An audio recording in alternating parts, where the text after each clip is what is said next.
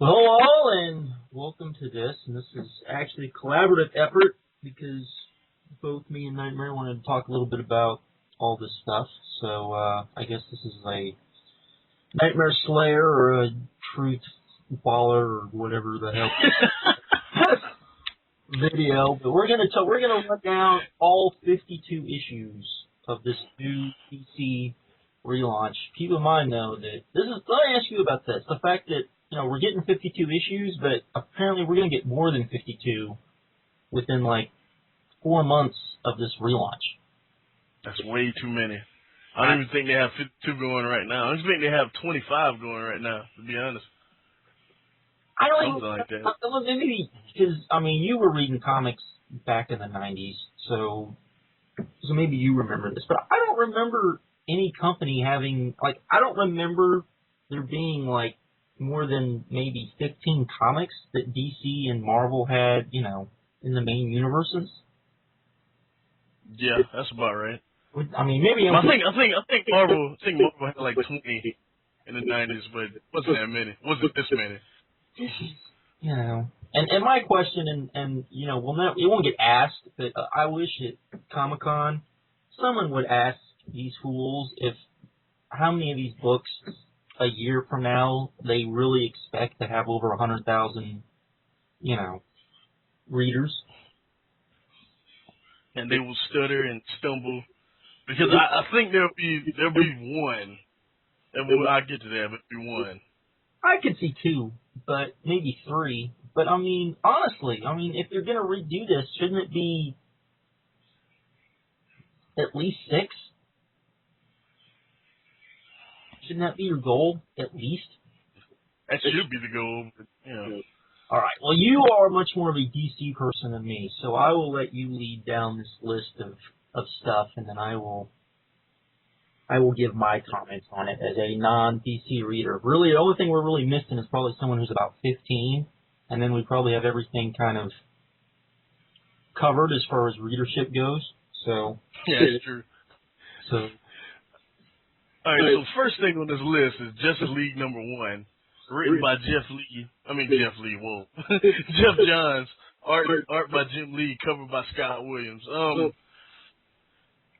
gonna get this because it's an upgrade from what we have been getting. James Robinson is not very good, and the art on the book is not very good. And you might not be, but I'm a fan of Jim Lee's DC stuff, and Jeff Johns is always solid. I'm gonna at least check this out. So. See, I'm not a big fan of Jim Lee in DC. Don't know why, never have been. I think the only time I've ever liked his work was on some of the Batman stuff he did, but it wasn't all the Batman stuff he did. Honestly, I do not understand why. I can't think of his name. Kubrick. No, not Kubrick. What's his name? Who's doing Flashpoint? Who's the artist on Flashpoint? Fuck. Andy, whatever his name is. I can't think of his name. That guy. If you're watching this video, you know. Here, Andy Kubert. There we go.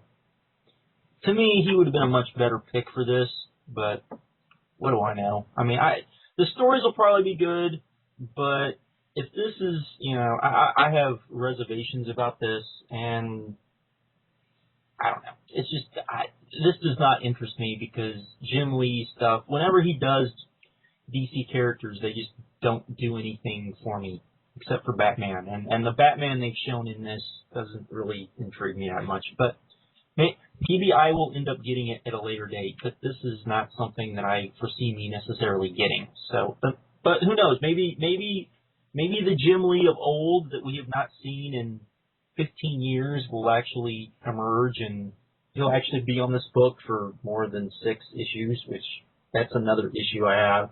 Do you really see him being on this for any lengthy stretch of time? Hell no. Hell no.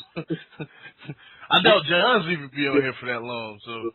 I just don't see it. And, and unlike Marvel, where the Avengers is not really, it's historically the Avengers has not been the book per se. It's probably the number 4 or 5 book historically, I would say, in my view, for Marvel. Justice League, on the other hand, is kind of the book, or at least the number 3 book. So, Yeah, I would agree with that. okay, so what do we got next? Justice League International, written by Dan Jurgens, art by Aaron Lopresti and Matt Ryan. I like Dan Jurgens. I like him on these characters, but I'm probably not going to get this because I haven't been the biggest fan of Justice League Generation Lost. I mean, I know a lot of people are, and it's the same team, and I just don't really like that book. So I don't see any reason for me to really get this book, to be honest with you. So, it could be good though. It's Dan Jurgens, so I would expect it to be a fun book because Dan Jurgens pretty much means you're gonna have fun. That's one thing I like about him. I wish he was doing the art as well, but I guess that's too much to ask. Yeah, you're the only one. But my only problem with this is that apparently Batman is in this book too. That kind of bugs me. I guess Batman's about to turn into a full-on Wolverine, which I'm not kind of big on. I always liked the fact that Batman was, not necessarily a team guy. He was kind of, the Spider-Man of the DC universe back in the day. But I guess Spider-Man's on, who knows how many teams now too. So I guess that doesn't mean anything. But this could be fun. This is probably out of the Justice League titles. This is probably the one that I will definitely, after the first trade comes out, I'll probably check that out. And then if I like it, start reading it monthly. But yeah, it doesn't do anything for me right off the bat. So there you go. One thing that should be mentioned though is that Batman was on this book like towards the end of his days back in the day. So yeah, I think that was more to try to save the book. I mean, the book historically, this has been, call it a serious book would be a lie. It's never been that. This has always been more of crazy stuff and kind of hilarity. Kind of one of those off-kilter, books. And when it was at its most popular, it was, very much an anti-superhero book. It was a lot of comedy and a lot of, wacky stuff going on. So I agree with that. Definitely. Okay, next. Right, we got Aquaman #1, written by Jeff Johns, art by Ivan Reyes and Joe Prado. I'm definitely gonna get this because Jeff Johns has been wanting to write Aquaman for the longest. If you read any of Brightest Day, you can tell that he pretty much wanted that to be an Aquaman story. That was the best part of that shit. But that whole event was so worthless, minus the ending and the middle. Like the one part in the middle where you find out what everyone's supposed to do, it was worthless. Everything around it was worthless, except the Aquaman stuff. Like that was one of the good things about it because it had so many characters in it that maybe if you didn't like one character story, they had another character story. But Aquaman was so strong in that, so I have very high hopes for this, and I'm definitely gonna get this. Definitely. Not an Aquaman fan, so yeah, this is not my forte. I mean, I think the only time I ever liked Aquaman was when trying to think who wrote it. Who's your Hulk guy? Peter David. Peter David. I think that's the only time I ever liked it, but that was probably because Peter David wrote it. So, and Johns isn't going to write it like David wrote it. So that's true. Okay, next. We got Wonder Woman #1, written by Brian Azzarello, art by Cliff Chang. Wrong guys on this, not gonna get it. Simple as that. I kind of agree with that. Though the premise, out of all the books so far, this is the one premise that I kind of dig, because to me, the one thing about Wonder Woman is that she has to be one of two things. Either she has to be kind of an elitist bitch, because she does think she's better than everybody, which, no one ever writes her like that. Or she needs to be this, where she's kind of like the god that is among humans, and she's trying to help them, and she's kind of torn between, that whole mythos and, human beings and all of that. So, and it looks like that might be what they're going into, but, this doesn't do anything for me either. Again, I mean, you've got a good writer on here, but again, I really think if you wanted to really shock into Wonder Woman, you needed to bring on maybe a pretty big heavy hitter just to get people to get on here, and I don't think they necessarily did that. So, like I was thinking Perez should have been on here.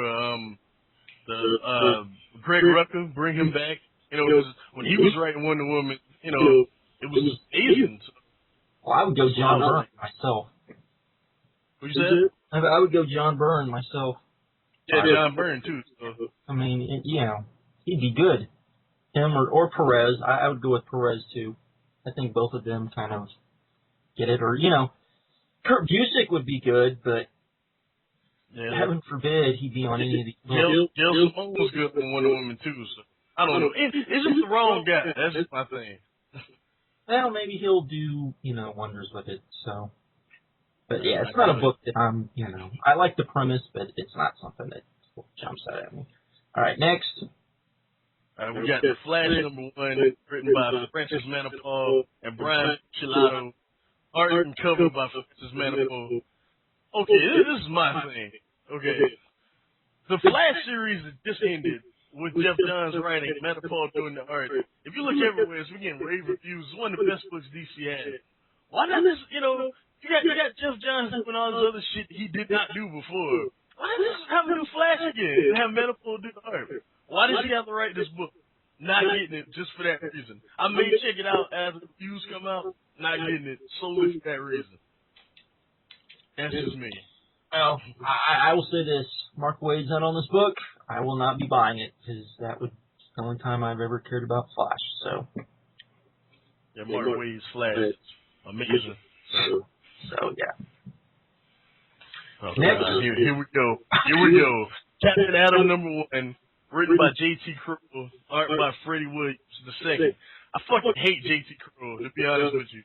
For like the past 3 years, he's fucking raped some of my favorite characters, like the Green Arrow. So I'm not getting. And then they put him on Captain Atom, another one of my favorite characters. Not getting this shit. Nah. I agree. I read his Green Arrow stuff when everyone said that, this was going to be like the new launch of Green Arrow, and this was going to be, heaven forbid, like Mike Grell on Green Arrow, and this was not that. This was not that. It made me go, can we please bring back Kevin Smith? He had a better eye. He understood how to do this better than this guy. So, yeah. And I love Green Arrow. So, and I'm not buying this. So, there we go. Next. Fuck that book. The Fury of Firestorm #1, Ethan Van Sciver and Gail Simone on the writing. We got Yuri Sinar on the art. I'm not going to get this because I don't care about the characters. I don't care if Gail Simone is on it.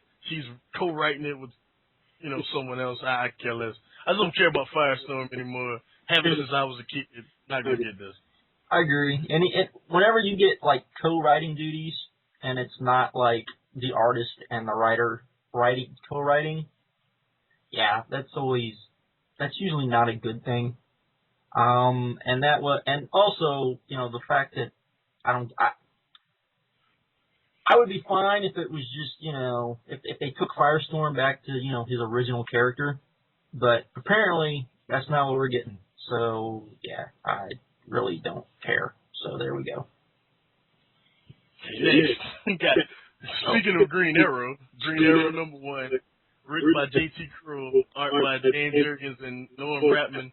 As we just said, J.T. Kroll was garbage. He was garbage before. Why would I get this now? Even if Dan Jurgens doing the art, which, I love his art, but I'm sorry, Dan, not getting this shit. Sorry.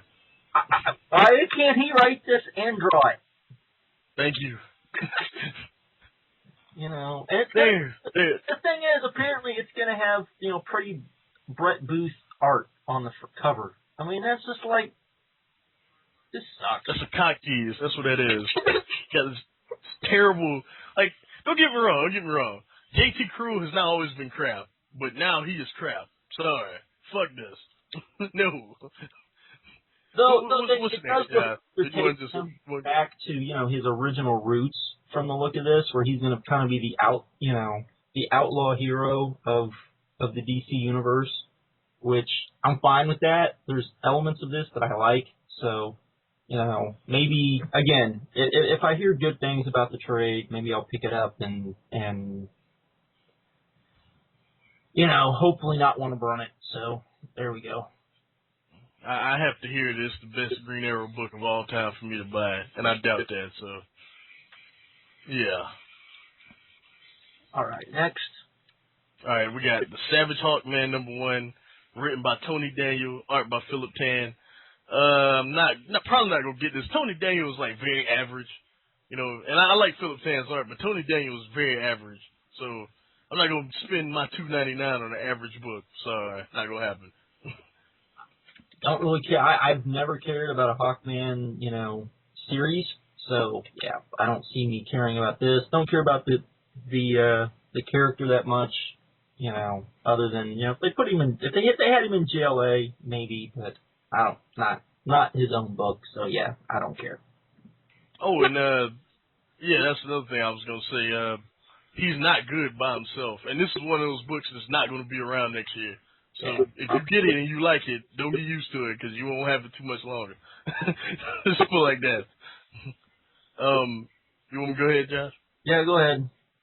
All right. Next we got Mr. Terrific #1, written by Eric Wallace, art by Roger Robinson. Okay, I'm gonna go ahead and spoil this list. There is no JSA on this list. He is a member of the JSA. I don't know why they just don't have a JSA book with him in it. Fuck this book, not getting it. And I like Eric Wallace, but I'm not getting this. Sorry. I kind of agree. The thing about all of the JSA members is there's only one that I can think of off the top of my head that should have his own book, and that's Captain Marvel. Everybody else, do you really care about them? I mean, really, so much so that you want them to have individual books? Probably not. Maybe Jay is Flash. That's about it. Maybe, but I mean, you could just put him. You could just have like a Flash, like like another Flash book. Yeah. Where they told, you know, I mean, that's stupid. That's just not my thing. Okay, next. All right, next we got DC Universe Presents, written by Paul Jenkins, art by Bernard Chang. I like the concept. I might actually check this out. I'm not sure, but I like the concept, so I don't know.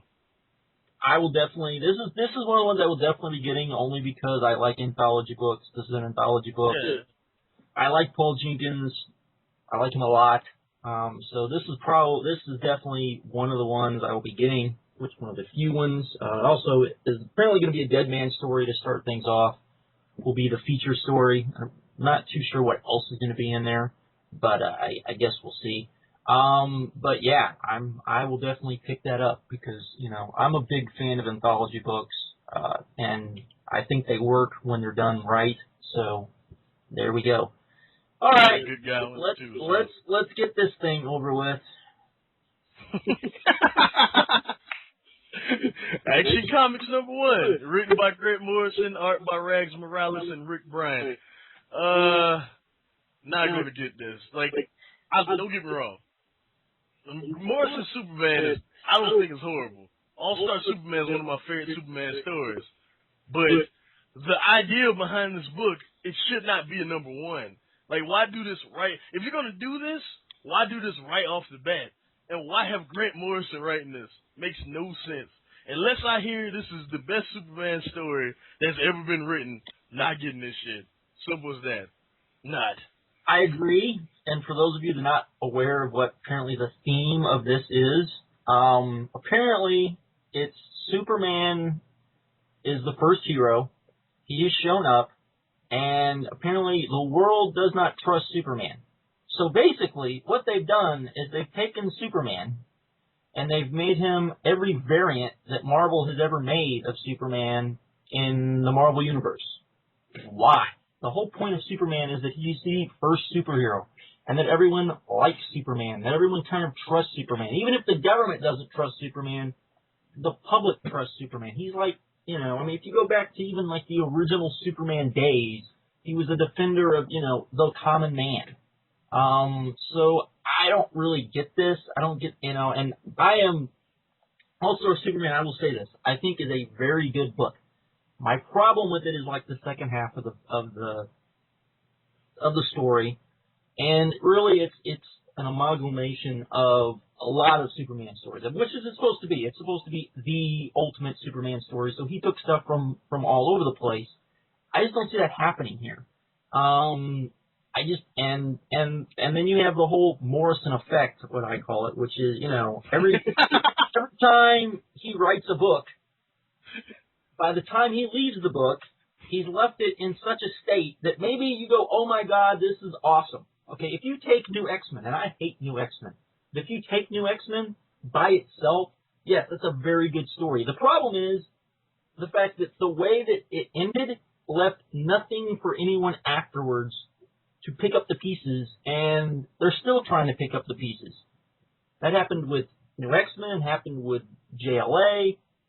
I'm telling you, it's going to happen with Batman. So you can always kind of, the stuff I've heard about, Batman Inc. is just kind of like, what? Are you kidding me? Yeah. So yeah. Anyways, let's get on to what will probably be the good Superman book.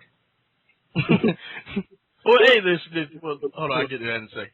Okay, we got Superman #1, written by George Perez, covered by George Perez, that's cool, and art by Jesus Marino. This will be awesome. I'm getting this. There you go. Yeah, George Perez writing Superman will probably be pretty great. Again, I would much rather, I would much, just me, this is just me, but, I have people I would like to write Superman. George Perez probably wouldn't be my first choice, but he's definitely, one of the guys that I would definitely choose to do so. So Busick being the first choice, because I think right now he would probably out of all of the high profile people, that people go, wow, I want to read this book. He would probably be the guy that I would go, yeah, let's put him on this book.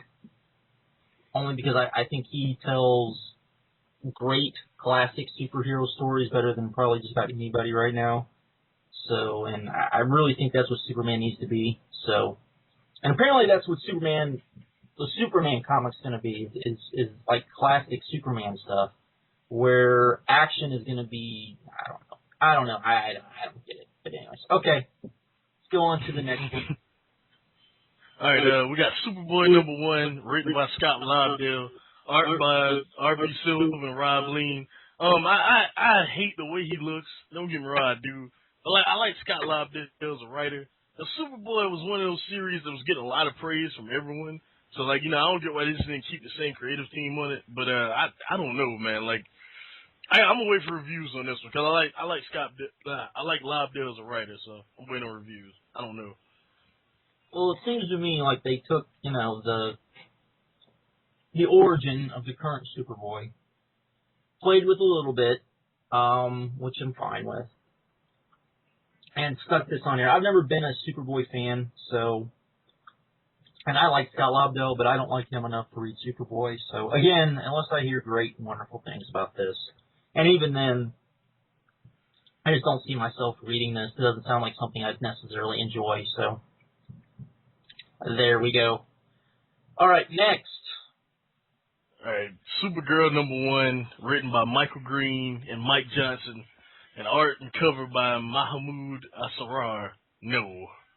No? That's all I'm going to say. No. Yeah, it's amazing that every other female character apparently is getting, more toned down costumes, including Wonder Woman. If you haven't seen Wonder Woman basically is going to get the TV Wonder Woman that was supposed to be on TV. Going to get that look, apparently, and with the pants. Supergirl, oddly enough, doesn't get that. She's more naked. She's more naked than anybody, for some weird reason. Apparently, she's also going to be, not like Earth, which is odd. I'm not sure how they're going to introduce her, given that they're, I guess they're relaunch. I guess it all depends on what they're going to do with Superman, but I guess we'll see. So, yeah. All right, next. Batman #1, written by Scott Snyder, art by Greg Capullo, and Jonathan Glapion. I'm definitely getting this. Scott Snyder's been killing shit on what's the name on Detective Comics. Batman Gates of Gotham was also really good. I'm definitely getting this. Greg Capullo is an amazing artist. I'm getting this. Simple as that. I agree with you. I'm not, I have not. Only thing of Scott Snyder I've ever read is American Vampire, which I'm not really big on, but only because I just don't like the way it flows. But I am a big fan of Greg Capullo's art, and I've wanted him to kind of get away from Todd McFarlane for a while. Pretty much for 10 years I've wanted that, and we haven't gotten it. But this is probably the closest we'll probably ever get of Todd McFarlane ever being on Batman on a normal, everyday, time, which I know some people would hate. But, so I will definitely get this just to see. Batman, I think, is going to be weird, though, because apparently it is one of the two kind of collective books. I guess the Batman books are the ones that apparently aren't. They're going to get one major change, but apparently everything else is going to stay pretty much the same, which I find kind of odd. Of all the things that, to me, I understand for legal reasons they're going to relaunch Superman, but of all the characters that kind of not play around with and try to maybe fix some of the continuity stuff, not to do it to Batman to me is kind of odd. But anyways, what do you think about that? I mean, I like the current direction of Batman, minus the whole let's create a super army of Batman. Like, I don't mind, Dick being Batman. I don't mind Bruce being Batman because it made sense, Like Dick was the Gotham Batman and Bruce was the, Batman for the rest of the world. It makes sense, But the thing that I do mind about about this whole thing here is Damian. Like, the only reason that I tolerated Damian being around, I know you hate Damian, Josh, is because the dynamic between him and Dick was actually done very well. Like, even the worst writers you can think of, like Judd Winnick, bum ass, he actually wrote that well, No, I would be fine with Damian with Dick, because to me that makes sense. To me, cause my whole thing is this, and I'll talk about Batgirl here too, but the whole thing is Bruce is like Peter Parker. He's supposed to be a tragic hero. It's supposed to be that, that it's through the tragedy, it makes sense that Dick would hate Bruce and not want to be Bruce and not want to turn himself into Bruce, okay? It makes sense that, Jason would get killed and stay dead. Of course, that didn't happen, but would stay dead and it would haunt him for the rest of his life. It would make sense that, what happened to Barbara, which apparently didn't happen now, would be, a defining thing in his life. All that stuff. It would make more sense to me if Damian, who, finds his dad and then ends up turning on his dad and basically winds up being what Jason, when he came back, was. To me, he's supposed to be a tragic character, not that's just my personal opinion. I know not everyone would agree, but to me, he works better when because through tragedies where he gets his strength, and through that is what defines him, much like Spider-Man, except that, they deal with it different. So, but that's just my take on it. So there we go. This is also true. I can agree with that. But the other thing is that, when bad shit happens to him, he also was crazy. Remember Bruce Wayne fugitive and all that stuff and that craziness. But, I see your point. All right, next. Next we got Detective Comics #1, written by Tony Daniel, art by Tony Daniel and Ryan Wynn. As I said before, Tony Daniel's average. Not getting this. Not getting this either. There's nothing on this that makes me want to, at least Batman 1 has a writer that from what I've heard can really write Batman and really have great art on it, and that should be great. But yeah, there's nothing about this book that makes me want to, yeah. I find that weird because Detective Comics is like DC's book. That's the longest lasting book, right? It should be. You would think. And the other thing about Detective Comics is, again, if they're not doing, from all accounts, and we don't know this for certain. But from all accounts, Batman is getting the softest reboot of all of this stuff. So I really don't understand why Detective Comics had to go back to #1, other than, they're relaunching everything. But to me, that's just kind of weird. Because if Batman's going to be the one, if Batman and Green Lantern are going to be the two kind of corners of the DC universe that are going to get the softest of the reboots, then, whatever. But anyways. I find that just weird because, Tony Daniel, he's not terrible, but you would think they would get a name for this. It's just I would so too. I would think they did for Action Comics 1. You would think for Action Comics, Superman, which they kind of did, Batman, and Detective Comics, you would think you'd want to bring out the biggest guns you could possibly get. I don't really think I don't think they did that. I mean, I really don't. But anyways, let's get on to the next wonderful book. Batwing #1, written by Judd Winnick, gag, and art by Ben Oliver. Judd Winnick is terrible. I don't like this guy. Never have. Not getting this book. I'm not getting this either, only because nothing about this book interests me. I don't like the idea of Batman Inc. myself. So, and this is just an offshoot of Batman Inc. So yeah. All right, next we got Batman: The Dark Knight, written by David Finch, art by David Finch and Richard Friend. David Finch's art I like. I just don't like him writing, so I'm not getting this. Do you actually think you'll ever see this book? I don't know. I mean, that's the other thing. I mean, this will really be what? Batman: The Dark Knight #3? Yeah. 3, right? Because it takes him 6 months to write #3, so yeah, right, they're on #3. I like his art too.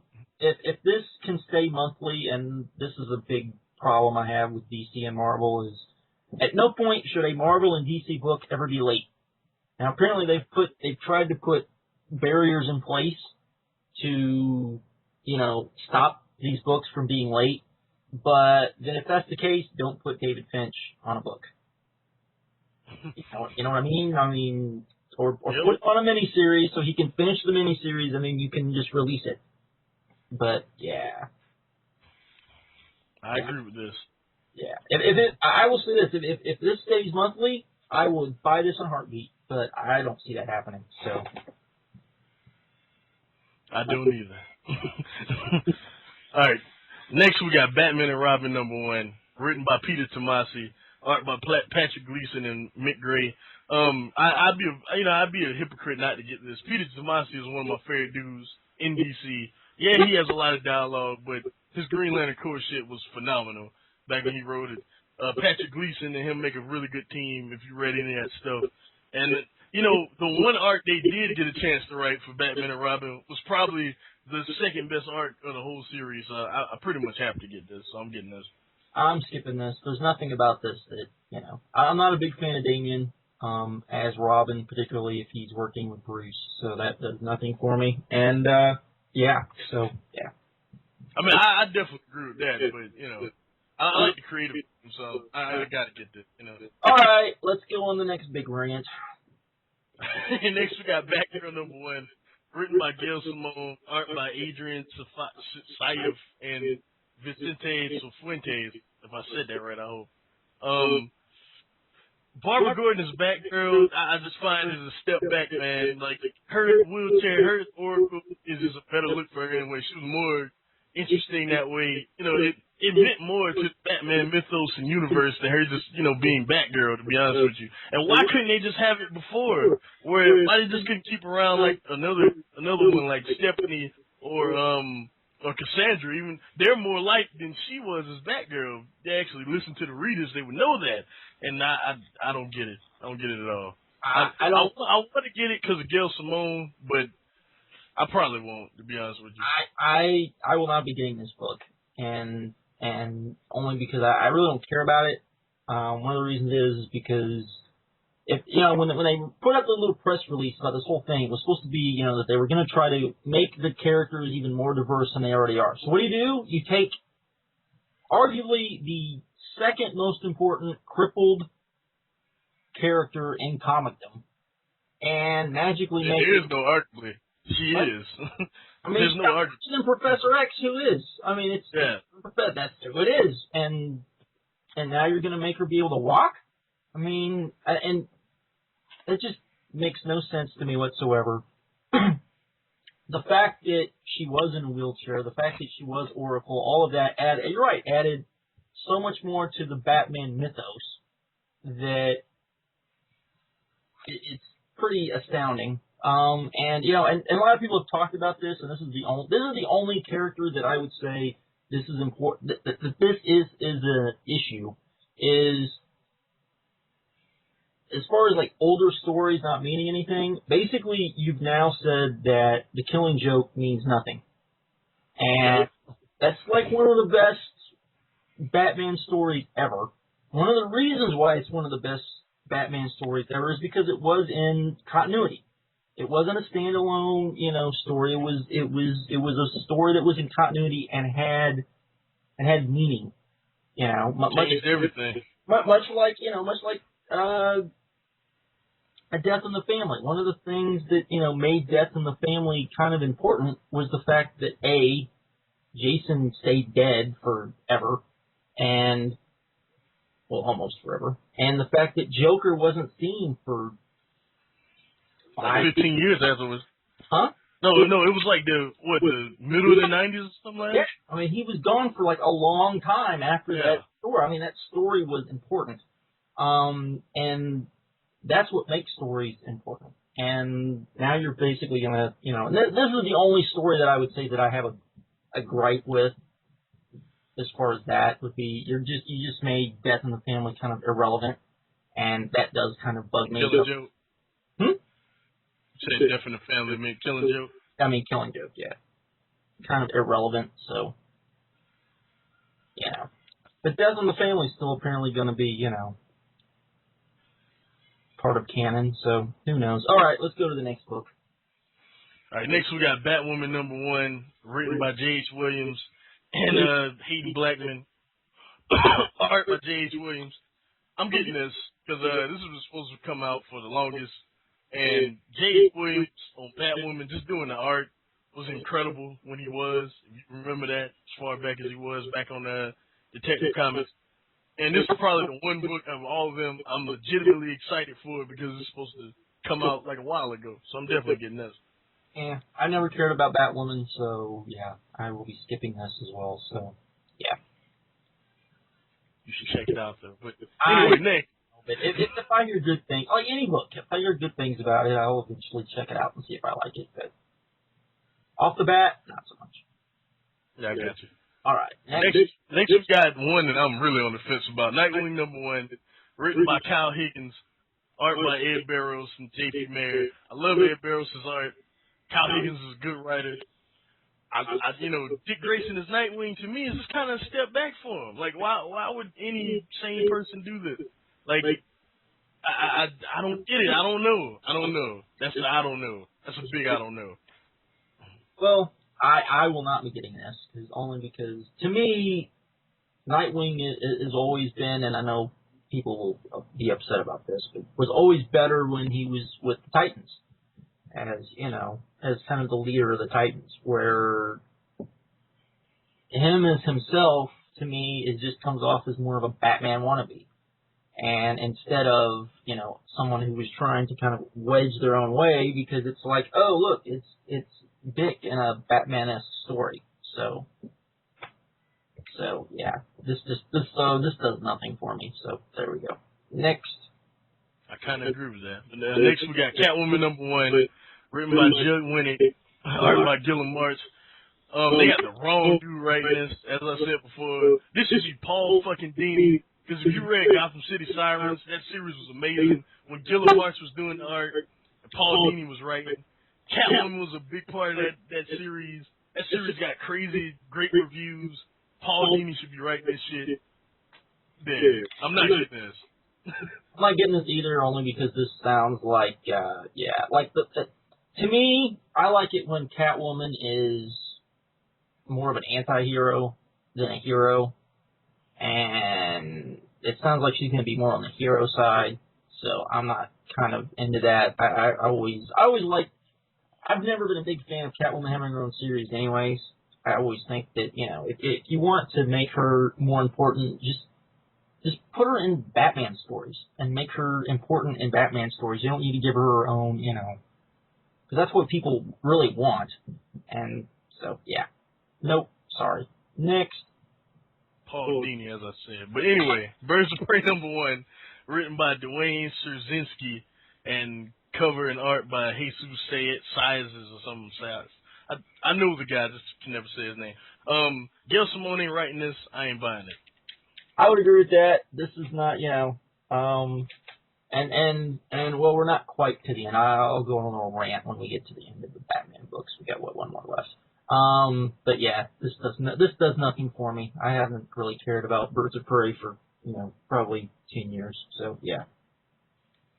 All right. Next we got Red Hood and the Outlaws, written by Scott Lobdell, art by Kenneth Rocafort. I'm not getting this because I don't really care too much about Jason Todd as Red Hood, to be honest. And I like Starfire as a character, but they haven't really done shit with her great, in years. And, who gives a fuck about Arsenal, to be honest? So, no, not getting this. I agree. I don't get the purpose of this book. Still explain. There is none. Okay, so as someone on, I can't remember who on Twitter said this. But basically Starfire is going to settle for, the Dick Grayson wannabe. Yeah. Because she can't have Dick, so she's going to, and then you're going to put Arsenal in there? Come on. What's really the difference going to be between Jason Todd and Arsenal? Why can't we just write off Arsenal? Like, I don't know. Since it's a relaunch, and no one has liked him in years. Why can't we just write that character off instead of JSA? You know what I mean? Is Jason a strong enough character to have a book centered around him? No, fuck no. Well, then there you go. Come on. I don't care if we'll have this or not. That whole thing is. Let me go rant here about these Batman books. So, the Batman corner of the DC universe just got expanded a crap load. And there's a name missing on this list, which is the name of Chuck Dixon. Why is he not on any of these books? Detective Comics, that could have been him. Come on. The guy pretty much, with the exception of Jason, he's written every single one of these characters. This is true. That was... And it's a name. He should have been on the Detective Comics. Come on. Maybe him and DC aren't on the guy. I don't know. Maybe they aren't on good terms. Maybe they don't want anything, I know he's not the most liked guy in the world, but come the hell fuck on. All right. Let's write villains. But it's okay. If you're gonna make that Red Hood book, why don't you just have him on it? Because he writes villains better than probably anybody ever. So. All right. Okay. Next, you can have your orgasmic rant now. Green Lantern #1, written by Jeff Johns, art by Doug Mankey. Hey, Christian, allow me. I'm actually really excited because Jeff Johns has been, Green Lantern's amazing. Like, dare I say this, but I'm gonna fucking say, ain't no dare. He's the best Green Lantern writer to ever live, and the fact that they've kept him on the series is like the smartest thing DC has done during this whole thing. I have no reason to drop Green Lantern, so I'm gonna keep reading it. Okay, let me ask you this, because do you see? Because I said this about Batman. Does it kind of bug you at all that this is the other kind of corner of the DC universe that's not getting a major reboot? No, because everything was fine, Then I don't mind that. All right, I will be because I'm not, not a Green Lantern fan per se, so yeah. Yeah, Green Lantern Corps #1, same deal here. Peter J. Tomasi on writing, art by Fernando Parsarian and Scott Hanna. I mean, it's Peter Tomasi on Green Lantern Corps. I'm getting it. Simple as that. Skipping as well. Again, I'm not a Green Lantern fan, so. Okay, Green Lantern New Guardians #1, written by Tony Bedard, art by Tyler Kirkham and Bat. I think Bat. I'm getting that too because I actually prefer Tony Bedard's Green Lantern over Tomasi, so I don't see no reason why I wouldn't get it. So Skipping this one as well, so. Red Lanterns #1, written by Peter Milligan, art by Ed Bennis and Rob Hunter. Ed Bennis' art is amazing, by the way. And I'm getting this because Atrocitus is probably my favorite character in all of the Lantern universe, so I'm definitely getting that. At least see what it's like. Yeah, there you go. Again, skipping this one, so. Next, we got Just the Lead Dark, written by Peter Milligan, art by Michael Cannon. I'm skeptical having all these characters together. I like all of these characters, so I feel like I at least gotta check it out, see if I like it. So. Yeah, I mean, this is another one I'll probably wait for the first trade to come out and then check it out and see what I think. I'm like you, I'm skeptical of it, but there's definitely if they really kind of this is one of those books where like if you put, for example, I'm not the biggest Grant Morrison fan, but Grant Morrison on this book would probably be the most awesome thing ever. It would be insane. Because I really think you can go out and do some really far out, crazy, especially with these characters. I mean, Deadman and John Constantine on the same freaking story. Or, Battle the dude. And the fact that you think, because all of these characters are fairly different from each other, let's say. I mean, I could see a lot of conflict on this team as well, as far as them trying to, work together. I doubt we'll probably see that, but out of the Justice League series, I guess that we have, and this will surprise. This is probably what I'm most excited about because Justice League itself, JLA, I'm not, only because of Jim Lee's art. International, I'm kind of about. And so this is probably, and then the other one, I'm not happy about at all. But anyways, next. All right, next we got Swamp Thing #1, written by Scott Snyder. Art by Yannick Paquette. This is a weird one, man. I like Scott Snyder. Swamp Thing, also one of my favorite characters. I'm gonna wait on it.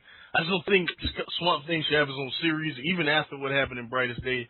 I still don't think he should have his own series. He should be like, the way they set him up in Brightest Day, he should be like I'm in this character that kind of appears in different characters' books, not necessarily his own series. I don't know. I see what people or more say like about it. or more like the Vertigo series. Yeah, there you go. Instead, where kind of the stories center around him, but they're not necessarily about him. Yeah. Kind of like that. This is another. I mean, if again, this is another one that, with the right writer, I think could be, just because Swamp Thing has always been that way, and you're willing, and if they can go on weird, crazy, stories, I think it could be really good. But if you just write it as your basic kind of superhero story, trying to tell those stories, I don't think it's necessarily going to work. So, I'm going to skip this one only because I just don't have much faith in the book, unfortunately. So, there you go. I'm kind of like you, man. Kind of like you. Alright, then next we got Animal Man #1, written by Jeff Lemire, art by Travel Foreman and Dan Green. I love Animal Man. I love Jeff Lemire. I'm giving it a try. So we'll see. To me, this is, I like Animal Man. I haven't really liked Animal Man since the Vertigo days, so, and that was the only time I really cared about Animal Man, so I can't see me wanting to even kind of probably check this out, so there, yeah, skip for me. Oh, Josh. Next we got Frankenstein, Agent of Shade #1, written by Jeff Lemire, art by Alberto Ponticetti. I'm not getting this. I don't see why Frankenstein in his own book. That's a little weird, but yeah.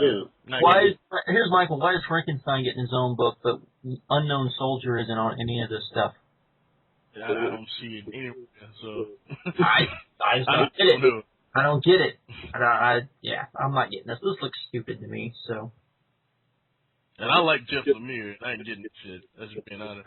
Next. All right, then next we got I Vampire #1, written by Joshua Hale Firecloth, or however. Art by Andrea Sorrentino. No. I will check this out only because I do like vampires, but I will only check out the first issue. And if the first issue does nothing for me, then this will only be a first issue buy. So they got to hook me on the first issue. I don't.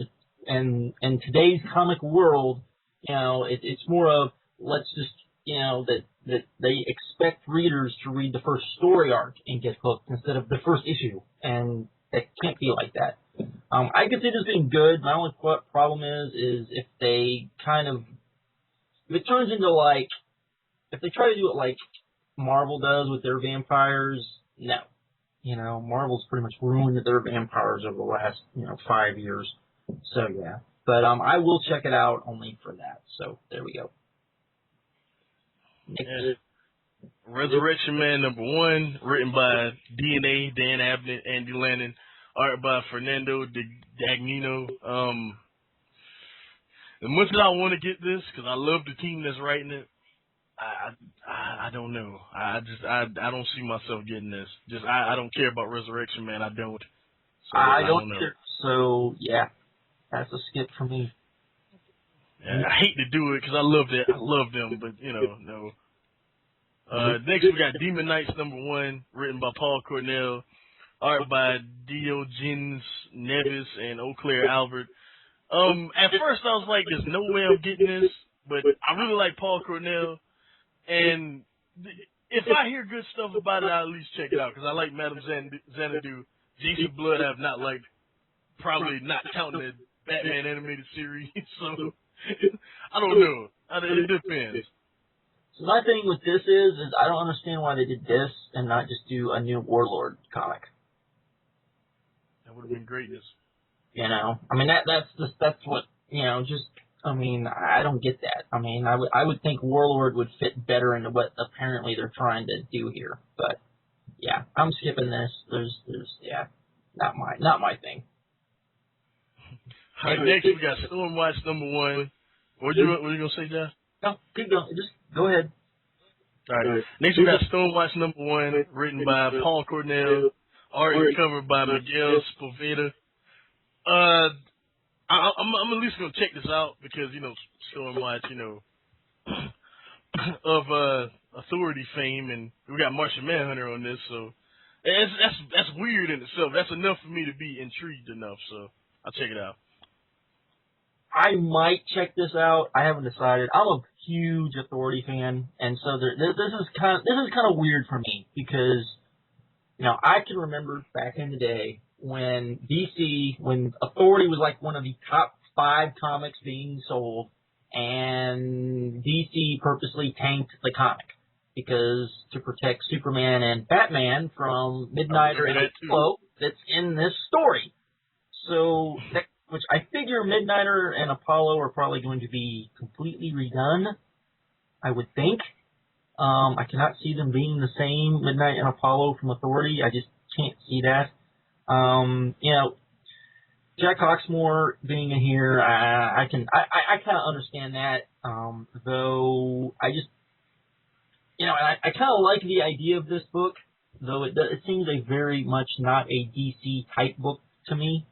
It seems much more of a Marvel type book, but that's just me. And I was a huge fan of Stormwatch. I was a huge fan of Authority. I was even a huge fan of Stormwatch Achilles, which, if you read Stormwatch Achilles, this seems more of what Stormwatch Achilles was, and if you had just redone Stormwatch Achilles, I think, and stuck it in here, I think it would have been a little better, because that was all, but of course, you basically have that with the Suicide Squad, but Anyways, but yeah, I might check this out just to see what they're gonna do with these characters, but I can't see me sticking around long myself, only because there's characters in here I like, and I'm kind of shocked that Midnight and Apollo are the ones making the cut, and not the Engineer, who I think would be an easy fit in Marvel or in the DC. Yeah, he would just fit in the overall DC universe. I don't get why they just didn't do that. Yeah. Jenny Nova, I think that would be one that would fit in the DC universe. I'm trying to think of who else. The Doctor would easily fit in the DC universe. I mean, there's a lot of those characters that would fit in the DC universe, and they picked the two that not so much. They fit because they're based on. For those of you who don't know, Midnighter is basically a Batman ripoff. Apollo is a Superman ripoff, and they're gay lovers. I can't see them doing that. I just can't. He's not making that up either. They are gay lovers. I mean, they were introduced as gay lovers. It was kind of more of a shock thing that Warren Ellis wanted to do, but that's what they were. So, but anyways, okay. Next. I don't know, Martian Manhunter has me kind of interested in that too, because I'm a mark for that guy. But anyway, Voodoo #1, written by Ron Mars, art and cover by Sam Basari. I'm getting this because Ron Mars is writing it, and I like Voodoo, so I'm getting it. I might get this as well, just because Ron Mars is writing it. Though, I guess we should talk about the fact that, you have Stormwatch and you have Voodoo. We'll talk about Grifter next. But yes, apparently the Wildstorm universe is being embedded into DC. There's always been rumors that was going to happen since DC bought Wildstorm, but and I'm sure Jim Lee likes this as well, as I'm sure it's going to help his wallet in some degree. But I'll probably get this only because Ron Mars. I'll see if it doesn't hook me in the first 2 or 3 issues. I'll be done with it. But there you go. Next. I mean, I know that in many ways it's a good idea though. The Wildstorm characters. I'm just kind of curious of how they interact with the rest of the I'm kind of shocked that okay, you got Voodoo. We're gonna talk about Grifter next. Why didn't they just bring in Wildcats? I have no idea. To me that would fit. I would like to see some JLA and Wildcat stuff. I would. To me that would kind of fit. But anyways, let's go to the next one. Yeah, but next, speaking of Wildcats, Grifter #1, written by Nathan Edmondson, art by Cafu. I like Edmondson, like his series, Who is Jake Ellis, right now is one of my favorite books. I want to know what's in that damn file, but anyway, I don't know. I don't know. That's I don't know. I mean, my thing is okay. When you're bringing in these Wildstorm characters, are you basically just going to start from scratch with them? I mean, that's one of the things I guess we'll find out. And I'm kind of shocked that are we going to get Zealot in Grifter? No idea. I mean, that's a question. I am kind of Zealot may not even exist now though. I know. That's the thing. I'm intrigued by this. This is definitely. I'll probably wait till the trade comes out and read this just to see kind of what they're doing with the character, and then probably not care anymore. So there we go. Here goes the most pointless book on this whole shit. Deathstroke #1, written by Kyle Higgins. Art by just one of them. Art by Joe Bennett and Art Sivert. Why is a villain who only works as a villain to the Teen Titans and the Titans getting his own book? No. He had his own book before. But it didn't work before. No, this is all around bad idea. No. I agree. I mean, the only time he ever kind of worked was when he was, the badass pedophile, which of course they're probably not going to go into. So yeah. No, I kind of big no. I mean, and the thing about this is Simon Beasley's doing the cover, which will probably, if I see it, will make me pick it up and then look on the inside and realize that, you know, Simon Beasley is actually doing the art, and then I'll throw it away. Oh man, we got a Suicide Squad #1, written by Adam Glass, art by Marco Rudy. No, even though I love that cover. Don't get me wrong, like Harley Quinn looks amazing on that cover. Good lord, but I probably won't get this though, to be honest.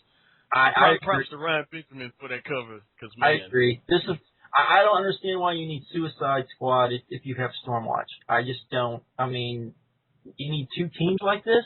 I mean, really? Because, I mean, you figure Suicide Squad's going to be the same thing, so kind of.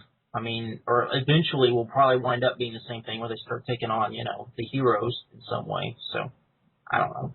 Yeah, I'm skipping this as well. So, yeah.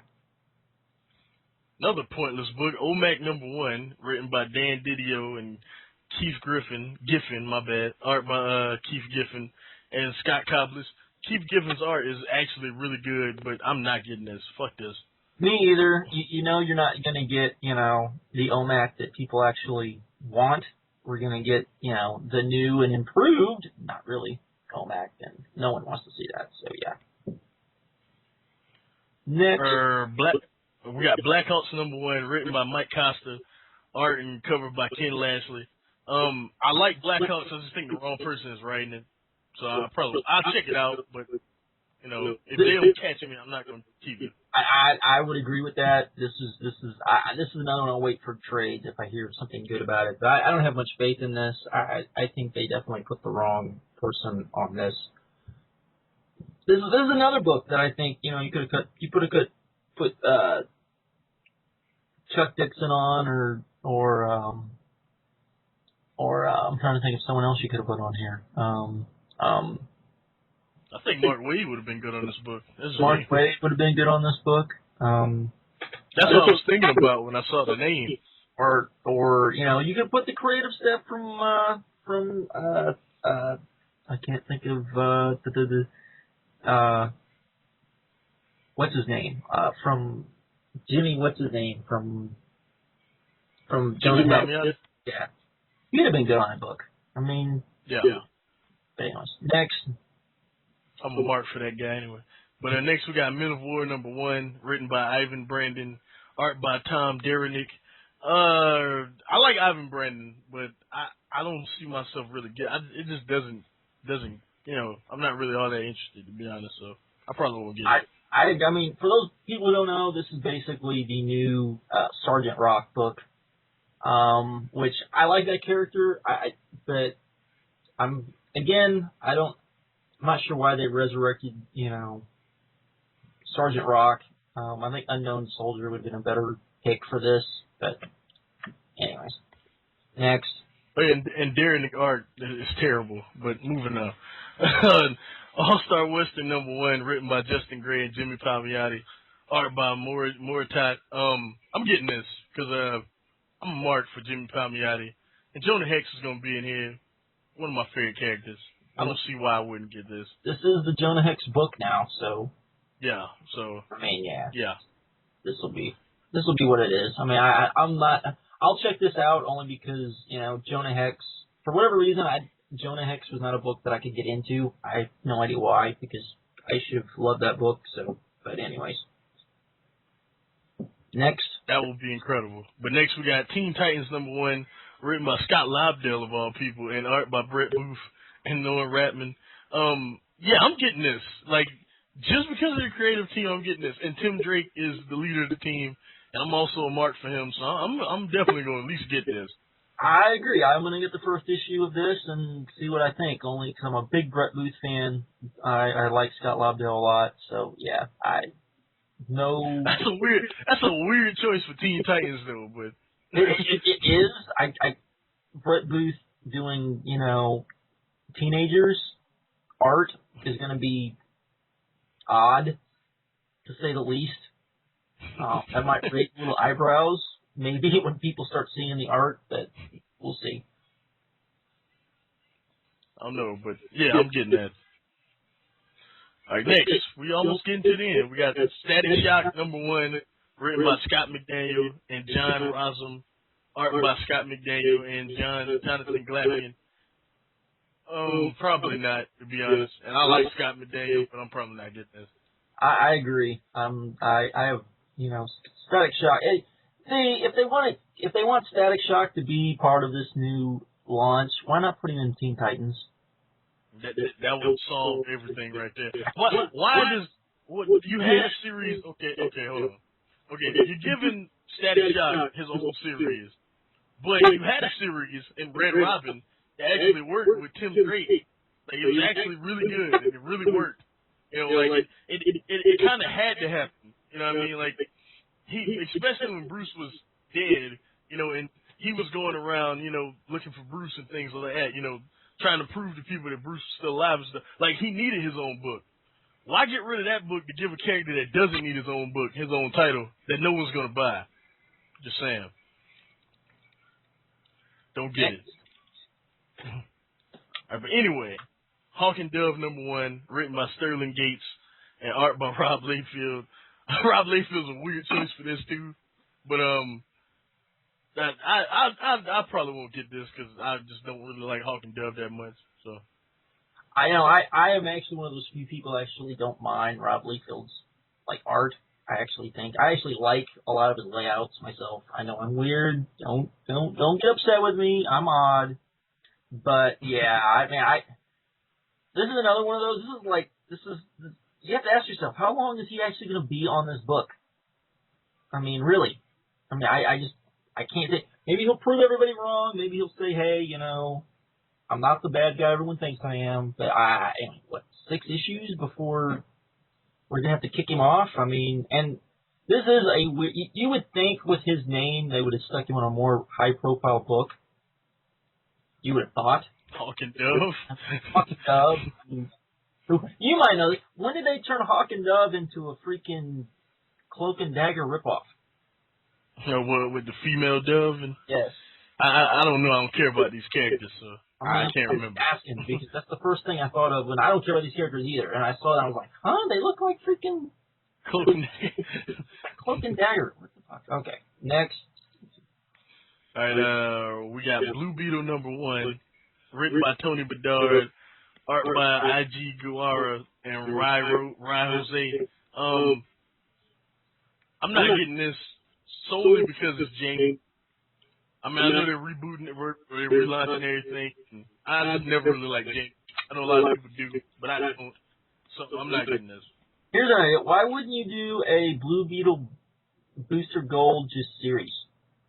Yeah, that would be awesome, but I don't know. Just them teaming up, running around, doing the crazy shit that they do. I mean, yeah, I won't be getting this either. All right, next. Next we got Legion of Superheroes #1, written by Paul Levitz and Francis Portela. No, I like Paul Levitz a lot. I got a question. Are the Legion of Superheroes going to be any different because of the relaunch?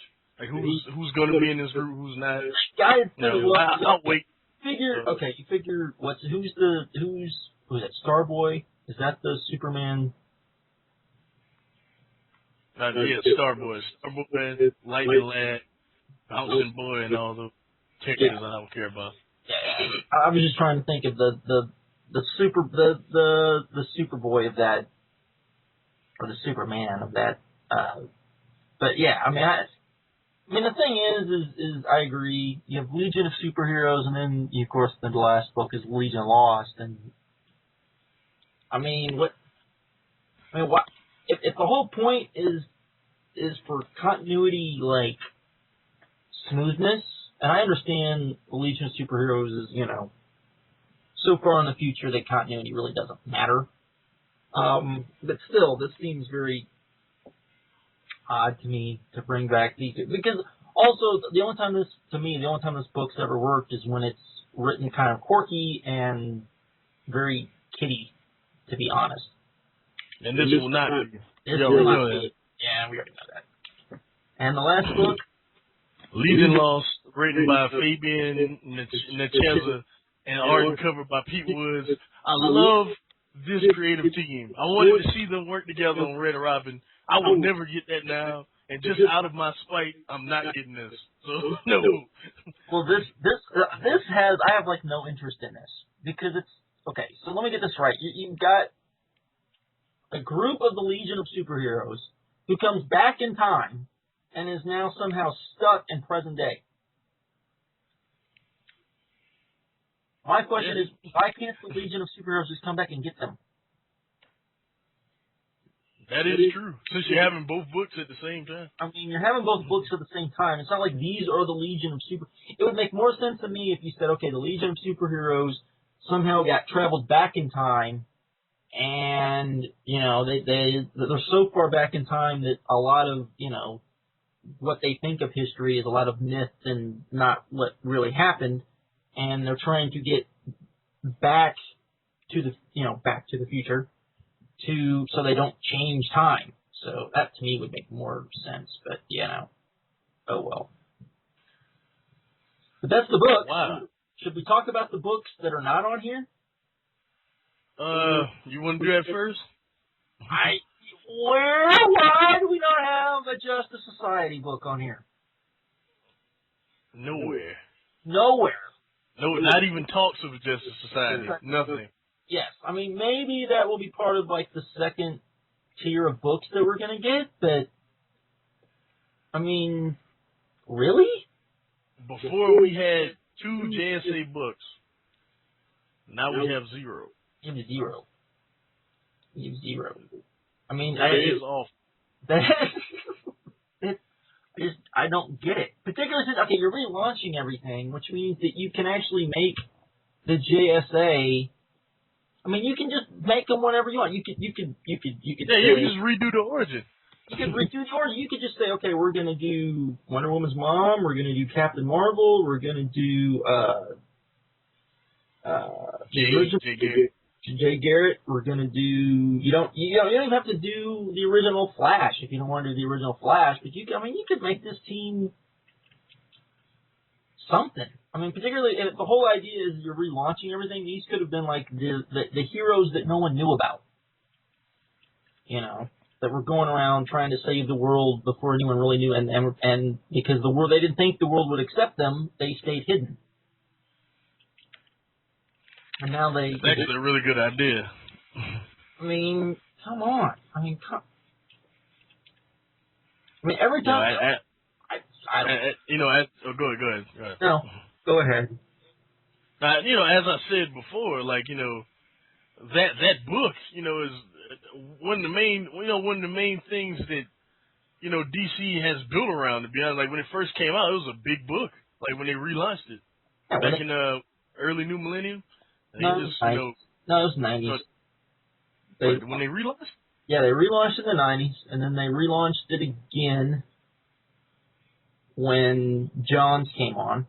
Oh, okay, there you go. Okay, all right. Then they relaunched it again, and that's what I'm thinking about. And then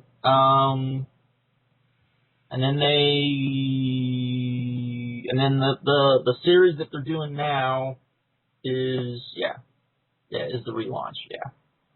So, or they just getting done with. So, yeah, I mean you've thought high enough of it that you relaunched it twice. The current incarnation is basically, trying to teach the younger heroes how to be heroes. So I don't get it. I don't get it at all. I don't understand why you would do that. But instead of that, we get a Mr. Terrific book. Yeah, we get a Mr. Terrific book. What? Exactly. And no Captain Marvel. Yeah, no Captain Marvel either. Which is weird because fans have been wanting an ongoing for Captain Marvel for a while, and they haven't done one in God knows how long. So. Well, the thing is okay, if the whole here's an idea. If you've got to do a why don't they just do 2 Superman books and make Superman kind of this secretive character that you really don't know what's going on while they try to figure out all this legal stuff with Superman, and bring in Captain Marvel and make Captain Marvel kind of the replacement Superman. That could work. That could work. I mean, it kind of amazes me we have no Captain Marvel stuff in here. But we have freaking Wildstorm characters for some unknown reason. And then we have 52 books. I don't understand why we have 52 books. I guess we're... It's too many. I mean, you figure within a year, I mean, if these books actually stick around for a year at some point, we could have almost 60 books. Not counting Vertigo stuff. I know, and my thing is that they just haven't got enough big names on these books either to really get anyone excited. Yeah, you know, and the other thing is, you know, everyone keeps saying, you know, well, they're going to bring in all these new fans. Well, where are they going to get these people from? I mean, are we going to get like TV commercials saying that, hey, the DC universe is starting over, or are they just, you know better? or are they just gonna, you know, just throw it out there and hope that, you know, people pick them up? I mean, well, I mean, this has gotten a lot of buzz, so I guess they're just hoping for the best, which is not the idea to take. But, yeah, but is it just? I mean, the thing is it's gotten some, I guess, mainstream buzz, but I think it's just more buzz within the comic book, you know, community, within that bubble. And is that a good or a bad thing? I mean, I don't know. You know, I mean, other than, you know, I mean, that just it just amazes me. And of course, you've got the digital stuff, which I'm not as impressed with as. Yeah, I could care less about that. I think most people could care less about that, to be honest. You don't have a solid format yet. There's, like 6 different formats for this stuff. The only format that I've ever seen that people actually kind of enjoy is the illegal format, so... It's not the format that the companies use, it's the format that that the scanners use, so... And you know they're not going to do that because... to fight piracy, so... Yep. Yeah. But I guess it is what it is. There's our thoughts on the first 52 books that have been released. That nice little 52 number. Now, check this out though. Me, a heavy DC reader at the moment. Well, I wouldn't say heavy, but I'm more into it than this guy. And you know, I'm only going to get about not even half of these books. Like I really could care less about over half of them. You got someone. Then when we counted up, wasn't it like 15, 17? Yeah, something like that. Something like that. And you got this guy over here who doesn't read DC. It's safe to say he doesn't.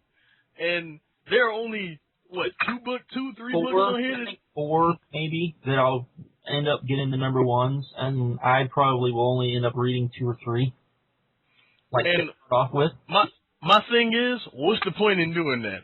Like, what was the point in doing this if that's all that's coming? Well, I mean, I'm definitely not the person they should be going after. I will freely say that.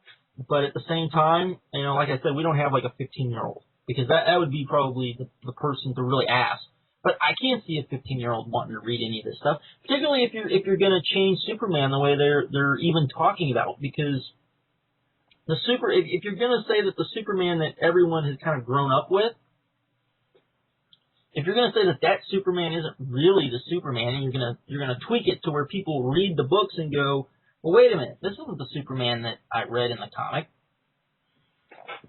Or that I saw on TV and saw in these movies. You know, this isn't that Superman. This isn't the Superman that my dad always told me about. This isn't the, I mean, that's the thing where I think they, and then of course, I guess the other big thing is, Lois Lane and Superman are apparently going to be split. Oh, they announced it? They haven't announced it, but it looks like that's probably going to be the case. Which, I don't have a problem. Here's the thing. When they split Mary Jane and Peter, I had a problem with that. That bugged me. Because, again, that didn't make much sense to me. Because I thought that relationship worked even when they were married. And the way they did it, we're not going to go there, but that was even stupid. So. But then, I can understand the whole Lois Lane Superman thing because that I can kind of mourn because I don't think them as a couple works quite as good. I think it works a lot better when Lois is in love with Superman, but Clark is in love with Lois, but Lois could give a crap about Clark. Yeah, I agree. Now, that's a very good dynamic, and I think that works. Where, when you're talking about, MJ and Peter, it was more like she was in love with Peter, who just happened to be Superman, or happened to be Spider-Man. And, she really didn't want him doing it because she worried about his safety. Yeah. It actually worked. That makes it different. So there's where I would, because a lot of people have compared the two, and that's where I would kind of say the two are different. So, to me. But other than that, yeah, I mean, this has done nothing to bring me in, and I really don't think the digital is going to mean that much, particularly since it's going to cost the same amount. The same day digital is going to cost the same amount as the regular book. A month later, it'll go down $1, which means it'll still be $1.99 for a digital book, and I just don't see people going to pay $1.99 for that. For a book that came out a month ago, I don't see that either. To me, if you really think digital is the way to go, then you're going to have to make it cheap. And if your thought is that, well, kids are going to pick up the digital, here's the thing. Last year, all digital press, as far as books, as far as, fiction, which is what comics are, youth books made up 11% of the 20% of all books sold. So it's not that big of a deal, and you're in the thing of a kind of at least a young adult, young adult to youth book, kind of renaissance at the moment. So, and comics have kind of been on the outside looking in on that, and that's. So when people say that, kids won't read comics, that's why I kind of go bullshit, because they're reading other stuff. Yeah, like kids want to read. Yeah. But they have no desire to read this stuff, though. But they don't have a desire to read this because, a kid for example, if a kid were to pick up a Grant Morrison Superman book, okay. Oh, God, heaven forbid. Yes, maybe he'll write just a basic, but you really think he's going to continue to write just basic Superman stories, or is he going to start writing, Morrison stories, which are going to be so over kids' heads that they're going to be like, this is kind of nice, but it doesn't make me want to read it. Kids want something beyond that. Or not beyond that, they want something, I don't want to say simple, but, kids didn't read Uncanny Grounded. Let's say grounded. Yeah. Kids didn't read Uncanny X-Men when Chris Claremont wrote it. Okay, that was not a kid's book. Uncanny X-Men was not a kid's book. It was more of an adult book. And X-Men is a bad example, because most of the time that is an adult book, though. Yeah, but that's what I mean. That's an adult book. And it unlike Spider-Man. Spider-Man, for the most part, was more of a kid's book. The Spider-Man books back in the day. Not so much Daredevil. The Avengers to a degree, if you're talking Marvel. Superman, Dan Jurgens wrote it. That was pretty much an all-ages book.